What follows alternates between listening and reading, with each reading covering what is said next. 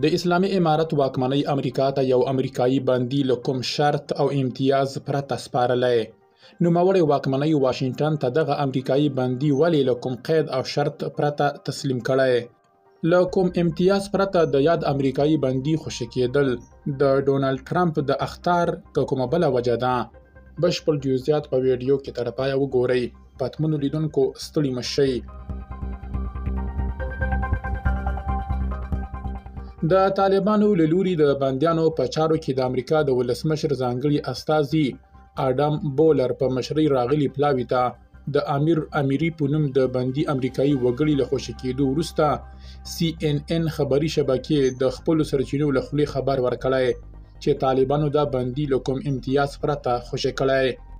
CNN په خپل راپور کې ویلي چې له طالبانو سره 3 نور امریکایي وګړي هم بندیان دي او اټکل دا دی چې د پاول اوربي په نوم بل بندي امریکایي وګړی د طالبانو په بندخونه کې مړ شوی وي. CNN زیاته کړې چې د طالبانو او امریکا ترمنځ د بندیانو خلاصون به د دواړو لورو ترمنځ د اړیکو د ښه والي په برخه کې مهم رول ولوبوي. د CNN خبري رسنۍ دغه راپور ته طالبانو تر اوسه کوم غبرګون نه دی ښودلی. 36 کلن امیر امیري د طالبانو له لوري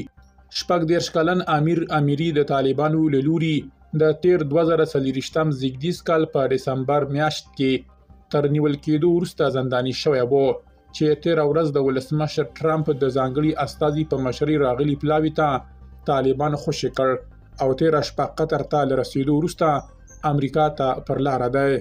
د طالبانو له لوري د امیر امیري خوشي کېدل د امریکا د بهرنۍ چارو وزیر مارکو روبیو له تاوده هرکلي سره مخ شوي او زیاته کړې ده چې تر هغه به آرام پاتې نشي تر څو ټول امریکایي بندیان د طالبانو له بندخونو څخه آزاد شوي نه وي. درنو لیدونکو له ملتیا مو مننه.